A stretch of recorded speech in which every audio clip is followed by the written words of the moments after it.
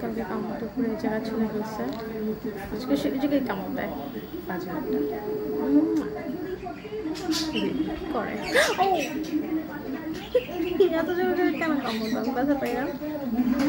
তুমি জানো আমি অসুস্থ, আমার শরীর খারাপ, তারপর তুমি কেন আমাকে মারো? আও আও কি করে।